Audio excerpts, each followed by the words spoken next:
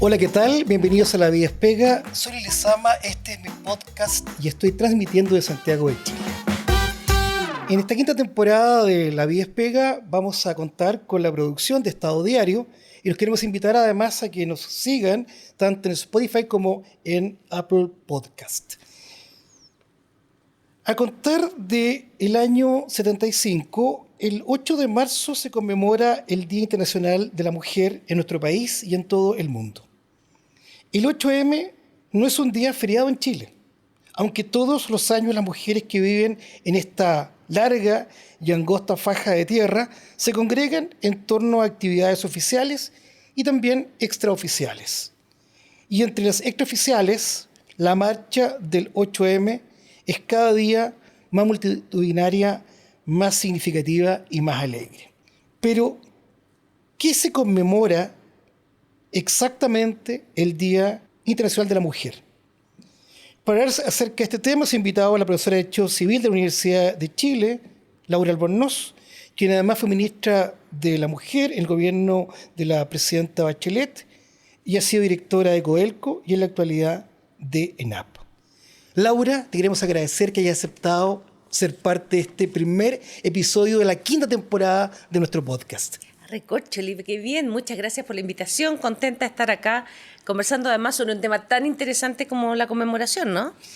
Sí, Laura, y por eso justamente queremos ir derechamente al grano. ¿Qué se conmemora exactamente el 8M? Sí, esta conmemoración que fue aprobada por Naciones Unidas lo que recoge, y quizás debería tener otro nombre, la lucha de las mujeres por trabajos dignos, por prohibición del trabajo infantil. Son mujeres que, como sabemos, murieron quemadas en una fábrica en Chicago y que, en definitiva, reclamaban que las condiciones hacia las mujeres trabajadoras cambiaran. Luego se extendió a otros temas y se fueron incluyendo temas diversos del desarrollo político, social, privado de las mujeres y hoy día, además, este año conmemoramos los 30 años de la plataforma de Beijing, que fue autora de una resolución que dio lugar al tratado de derechos humanos más importante que protege a las mujeres. Laura, tú nos estás diciendo que en definitiva estamos hablando de la lucha de las mujeres por ser partícipes de una sociedad en igualdad de condiciones, ¿no? Uh-huh. Hace referencia a este hecho tan dramático, ¿no?, de mujeres que son víctimas de un incendio y terminan quemadas, ¿no? Así es.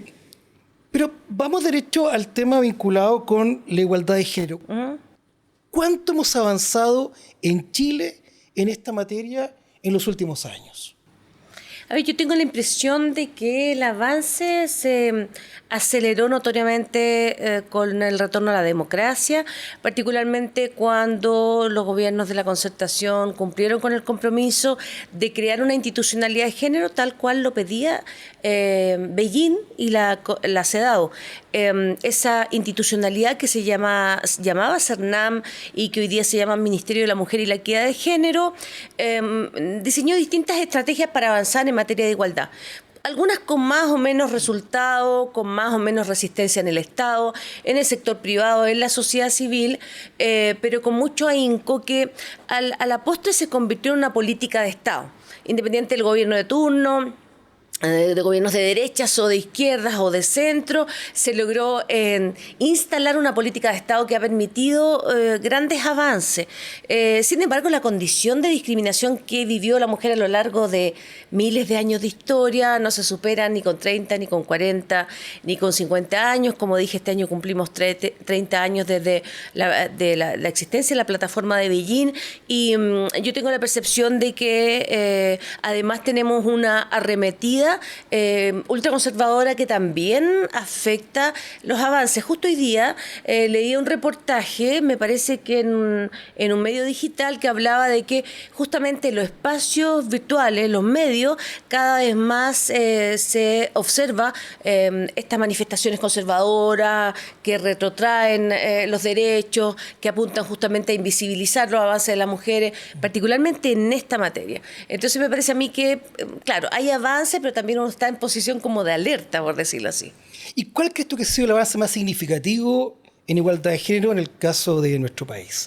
Yo creo que sin duda alguna un tema en el cual tú tienes una amplia experiencia que en el mundo laboral, o sea, es la irrupción de la mujer en el mundo del trabajo fue sin duda alguna la revolución más importante del siglo pasado, en el trabajo remunerado, porque como todos sabemos y nos están escuchando, hay todo un debate hoy día respecto de cuánto deberíamos haber pagado o debemos pagar el trabajo no remunerado de cuidado que realizan las mujeres al interior de los hogares preferentemente. No estamos diciendo que los hombres no lo hagan, pero preferentemente las mujeres. Entonces, en ese ámbito, claro, las leyes, la inserción, la diferente regulación en materia laboral ha sido, sin duda alguna, una herramienta, un camino por el cual hemos tenido que transitar, yo diría, con éxito, pero también con retroceso. Laura, ¿y cuáles crees tú que son los desafíos que están pendientes en materia de igualdad de género? Pensando tanto en políticas públicas como en alguna modificación legislativa. Bueno, en esa materia, Luis, tú tienes un libro escrito que tuviste la amabilidad de mandarme. Hace poco tiempo atrás se aprobó la ley Karin. Y la ley Karin se hace cargo justamente de algo, quizá de una forma que nos hubiera gustado tomando este camino u otro, pero en definitiva se hace cargo de uno de los principales causas de discriminación o de obstáculo para que las mujeres accedan al mercado laboral, permanezcan en él y tengan una desvinculación que sea acorde con lo trabajado durante sus vidas y que tiene que ver con el acoso, con el hostigamiento, con el acoso sexual.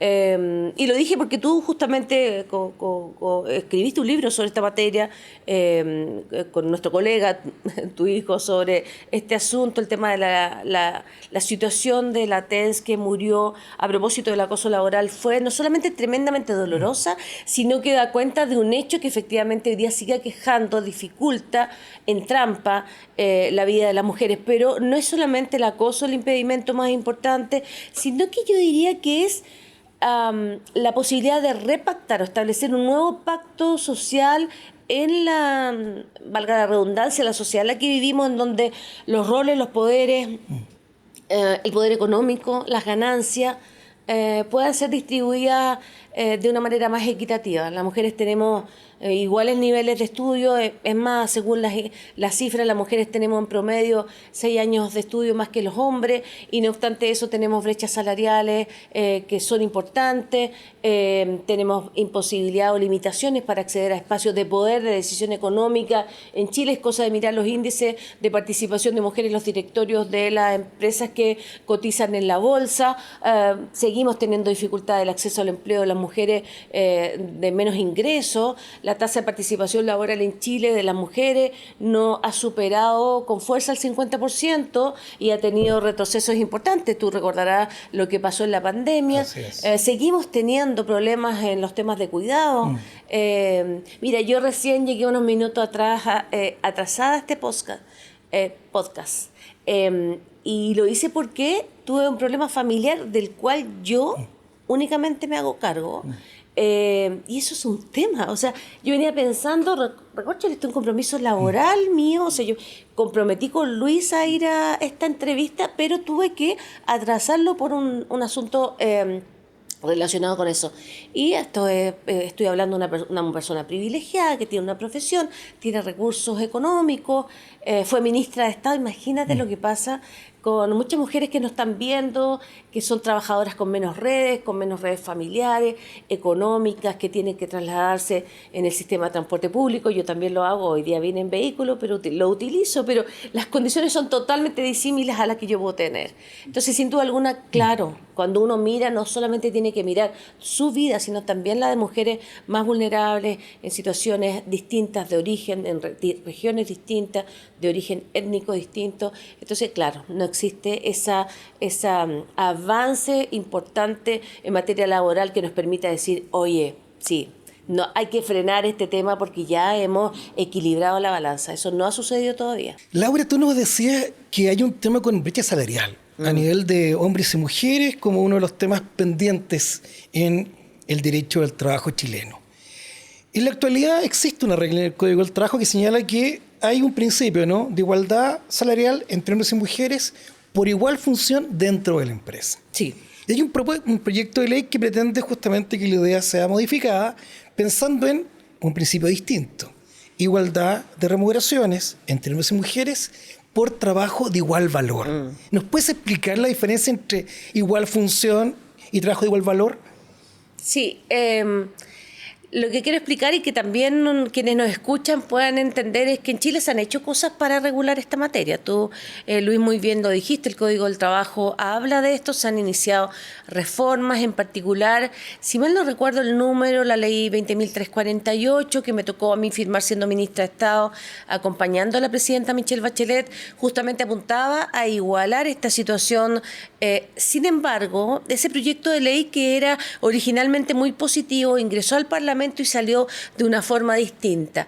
Y digo que salió de una forma distinta porque, entre otras cosas, hay 3 aspectos que obstaculizan su aplicación y lo ha convertido en una ley algo ineficiente desde mi punto de vista. Es lamentable, pero así pasa. Y uno de los aspectos que esta ley fue transformada en el Parlamento tiene que ver con el concepto del mismo tipo de trabajos versus la idea correcta que tú justamente mencionas, que es pagar lo mismo por trabajos de igual valor, que se compone o incorpora dentro de este concepto no solamente tu profesión, tus capacidades, la labor que vas a desempeñar, sino también la carga que viene añadida con el trabajo que vas a realizar y que dice relación con las personas que están a tu cargo, con los riesgos en la compañía, con lo determinante y esencial, con el core del negocio que tiene el trabajo que tú realizas, con las personas que están a tu cargo, ya lo dije, la experiencia, etcétera. Entonces, claro, la denominación, el mismo tipo de trabajo, hoy día ha permitido que, por ejemplo, una persona que ostenta un cargo de gerente del área de recursos humanos, siendo una mujer, tiene una remuneración, pero que muchas veces puede ser manipulable, y yo basta con que le diga es gerente de recursos humanos, pero además de relacionamiento público con otras instituciones, permita que la remuneración no sea la misma para un hombre o para una mujer. Lo hemos visto en varios casos y yo creo que el concepto de trabajo de igual valor, que además plantea la OIT o nos combina la OIT a acatar, justamente es más preciso en esa materia, toda vez que ha sido necesario desarrollar criterios que incorporan el concepto de trabajo de igual valor, que son un poco lo que mencioné. Ahí tú me podrás corregir, Luis, pero en distinta medida, que incorporan diversos criterios para ponderar esa igualdad. Yo además quiero agregar que esa ley, que todavía es ley vigente porque no ha sido reformulada, quiere ser cambiada con este proyecto que tú, Luis, muy bien mencionas, pero esa ley en particular tenía otras falencias que lastimosamente fueron así aprobadas en el Parlamento, como la denuncia de discriminación salarial frente al empleador, no señalando la posibilidad de que se pueda acudir inmediatamente a la inspección del trabajo y que solo es aplicable a las empresas de más de 200 trabajadores, que también limita, ahí siempre se ha utilizado en Chile tratar de procurar resguardar a las pymes, que está muy bien, es un criterio que yo defiendo muy fuertemente, pero a veces saltándose derechos que son fundamentales de las personas. La brecha salarial sigue existiendo, es bueno que quienes nos escuchan sepan que a mayor niveles de estudio la brecha salarial también aumenta. Si tú lo comparas la situación entre 2 personas con grado de doctor, por ejemplo, o con posgrado, esta brecha puede llegar incluso a cifras cercanas al 40%.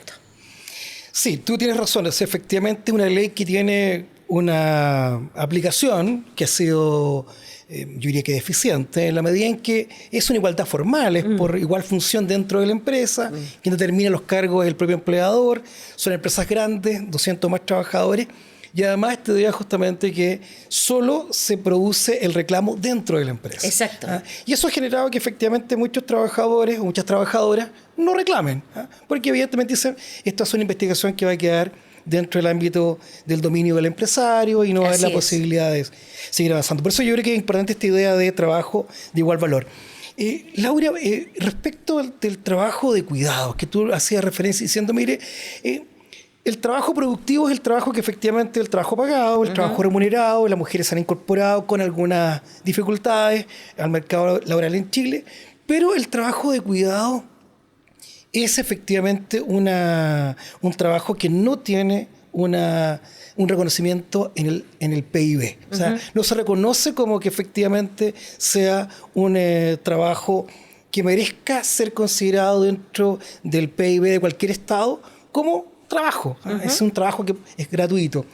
¿Cómo crees tú que deberíamos abordar el tema del trabajo de cuidados como política pública en el caso chileno? Mira, hay países en Europa, ellos tienen un catálogo especial de la Unión Europea también, la mayor parte de ellos, que han ido evolucionando hacia sistemas de protección social mucho más robustos, más eficientes, que han permitido hacerse cargo de la educación, de la primera infancia y también de las personas adultas mayores, de las personas en situación de discapacidad. Nosotros muy lentamente, y tú lo sabes mejor que yo, hemos ido incorporando leyes de protección de la maternidad, que en cierta forma refuerzan los estereotipos, las leyes de postnatal, que son muy positivas, son preferentemente para la madre, escasamente los hombres la utilizan, pero escasamente, cuando yo digo escasamente es vergonzosamente, estamos hablando de 0,7% de los hombres utilizan postnatal para el cuidado, para hacerse cargo del cuidado de sus hijos, pese a lo que está demostrado científicamente que a los propios hombres esto les genera mayor desarrollo de otras capacidades cognitivas, de acercamiento, de empatía. Bueno, entonces yo creo que las labores de cuidado que todavía en Chile realizan mayoritariamente las mujeres son efectivamente una limitante para el desempeño laboral, profesional, social, deportivo en general, que nosotros realizamos como una marca, como un sello desde que nacemos, son roles que nos están asignados culturalmente. Cuando un hijo se enferma, quien posterga el trabajo o se ausenta, mayoritariamente es la mujer, y así las leyes lo han recogido. Hemos sido lentos en aprobar leyes donde obligatoriamente los padres tengan que tomar, como por ejemplo en Alemania, el postnatal por un periodo ostensible y no los 5 o 6 días que hoy día tiene. Son 5 o 6 que tienen los hombres de postnatal, me parece que son 5, ¿cierto?, de postnatal para estar acompañada a la mujer después del parto.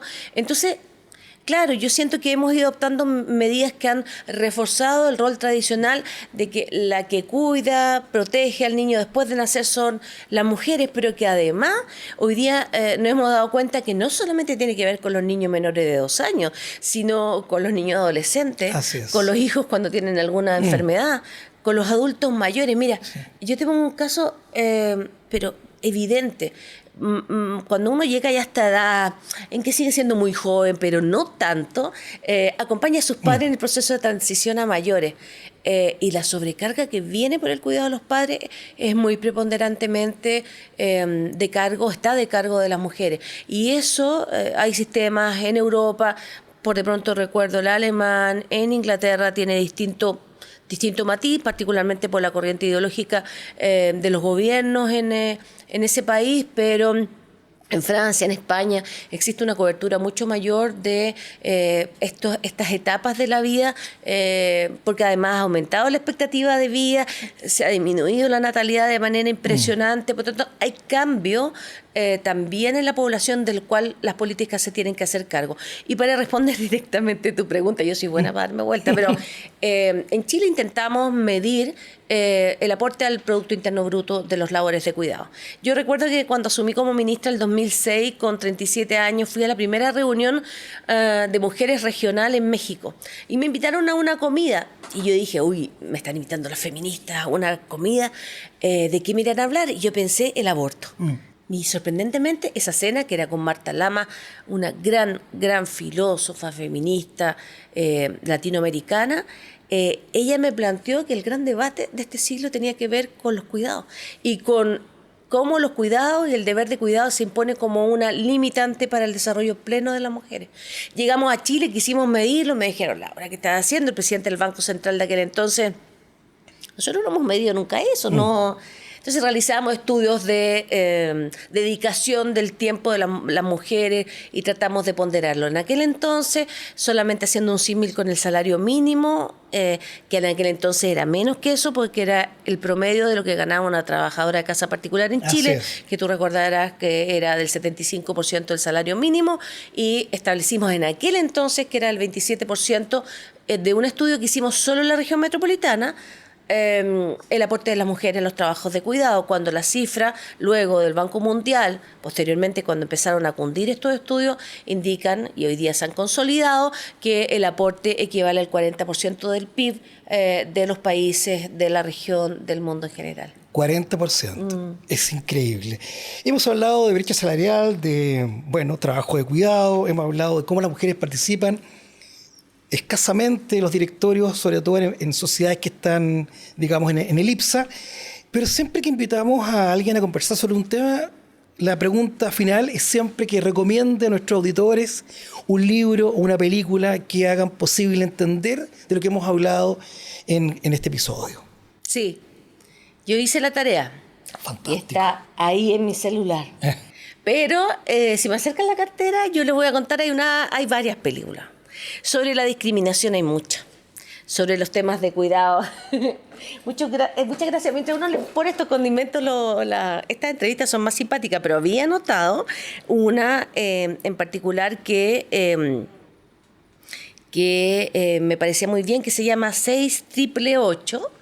Me gusta mucho porque además incorpora una dimensión que nos permite sacar el feminismo o las políticas de género de la mujer blanca, heterosexual, tradicional, ¿no? En lo que hoy día se llama esta visión interseccional de la discriminación. Esta película habla de mujeres mujeres negras que durante la guerra soportaron la relación entre los militares y sus familias, abasteciendo, reconformando el sistema de correo. Okay. Me parece súper importante porque tiene que ver con la discriminación, la incorporación de la mujer a espacios tradicionalmente masculinos, las situaciones de crisis que puede vivir el mundo. Estamos hoy día en particular en una situación súper controversial de posibles conflictos mundiales armados. Me parece interesante desde el punto de vista del tema racial. Nosotros también estamos viviendo un dilema respecto de los derechos de las personas de otras razas. Entonces me parece que es en particular esta película, Luis, a propósito 6888, yo la recomiendo particularmente por el contenido y la conversación que se puede generar a partir de ella. Gracias, Laura, por esta conversación. Gracias por tu recomendación. Soy Luis Lizama, este es mi podcast y estoy transmitiendo de Santiago de Chile.